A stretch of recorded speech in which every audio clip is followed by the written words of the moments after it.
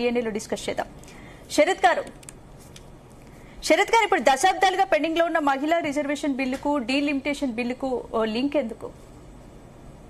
కొద్దిగా తొందరపాటు ఉంది ఎందుకంటే గతంలో 23 లో అంటే 23లో ఎప్పుడైతే మహిళా రిజర్వేషన్ బిల్లు పెట్టినారో నారీ పెద్ద సంస్కృత పద భూయిష్టంగా పెట్టినారో అప్పుడు ఏమన్నారు, సెన్సెస్ జరగకుండా లేకపోతే సరైన గణాంకాలు లేకుండా ఇది సాధ్యం కాదు, తర్వాత చేస్తామని అన్నారు.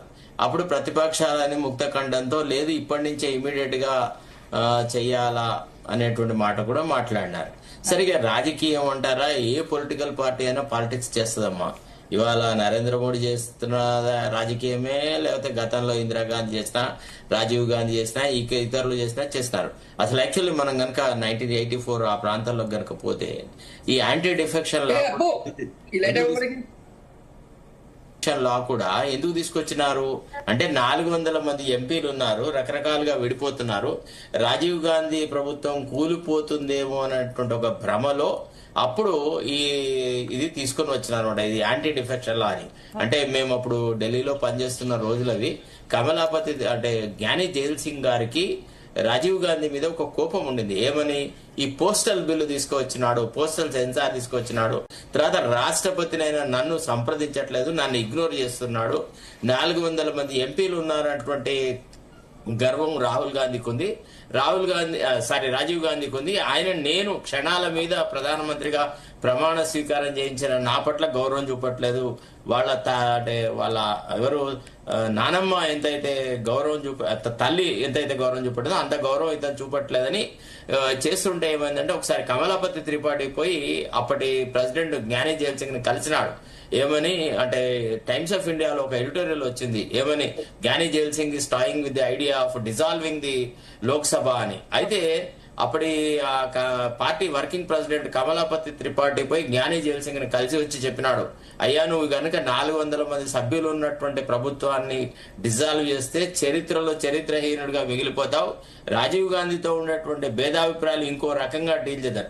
అట్టనే ఇవాళ మహిళా బిల్లులో రాజకీయం ఉంటది, యాంటీ పార్టీ ఈ డిఫెక్షన్ లాలో ఇది ఉంటది. ఇప్పుడు ఫర్ ఎగ్జాంపుల్ దళిత బంధు తీసుకువచ్చినారు, రాజకీయ కారణాలతో తీసుకురాలేదా? ఆయన ఓడించడానికని మన ఓడించడానికి. సో ఇట్లా రకరకాల రాజకీయాలు ఉండకుండా పొలిటికల్ పార్టీస్ నిర్ణయాలు చేస్తుంది అనేది తప్పు. అయితే రాజకీయాలకు అతీతంగా ఇవాళ మహిళా లోకానికి ఏదైతే రిజర్వేషన్ వస్తుందో దాన్ని హర్షించగలిగిన ఉదార స్వభావం ఉండాలి.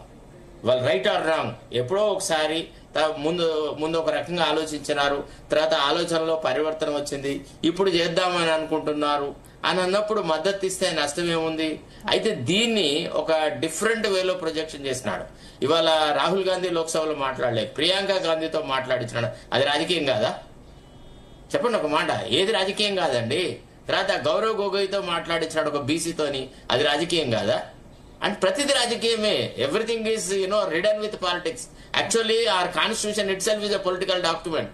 కాబట్టి రాజకీయాలు ఉండవు, రాజకీయాల అతీతంగా ఏదో సాధు పుంగవులు వచ్చి రాజ్యాన్ని ఏలుతున్నారు అనే భ్రమలలో మనం ఉండదు.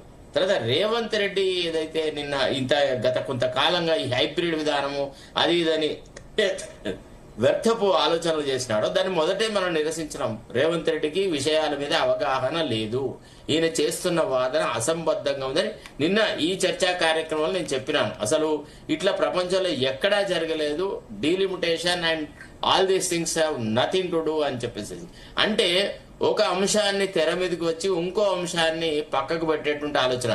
ఈ మహిళా బిల్లు వల్ల ఏదైతే భారతీయ జనతా పార్టీకో లేకపోతే రూలింగ్ పార్టీకో ఏదైనా గౌరవమో లేకపోతే గుర్తింపు ఏదైతే వస్తుందో దాన్ని షీల్డ్ చేయడానికి ఈ డీలిమిటేషన్ అనే దాన్ని తీసుకువచ్చేసేసి సదరన్ స్టేట్లకు అన్యాయం జరుగుతుంది అది ఇదేనంటే అతను తేజస్వి చాలా కరెక్టే చెప్పినాడు. మరి సామాన్యుడి ఓటుకి ఎంత విలువ ఉంటుంది, రిలయన్స్ ముఖేష్ అంబానీలకు తర్వాత ఇతరులకు ఎట్లా ఉంటుంది, డబ్బుతోని ఓట్ల విలువ ఉండదు కదా, అది రాజ్యాంగ ప్రతిపత్తికే విరుద్ధం కదా అనే మాటలు మాట్లాడినారు. ఏది ఏమైనా కానీ రాజకీయాలకు అతీతంగా మహిళా లోకానికి ఈనాడు జరుగుతున్న సన్మానానికి నేనైతే I whole heartedly appreciate the government for bringing in at least now.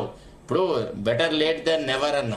కాబట్టి ఎంతైనా కొంత పాజిటివ్నెస్ చూడాలి. రాజకీయాలలో పాజిటివ్ అప్రోచ్ కూడా అవసరం. ప్రతి దానికి పార్టీ లైన్స్లలో ఏం చేస్తే మా పార్టీకి ఉపయోగపడుతుంది, నెక్స్ట్ ఎన్నికలలో మేము ఏ రకంగా బెనిఫిట్ అవుతాము అనే యాంగిల్లో మాట్లాడారు. రైట్.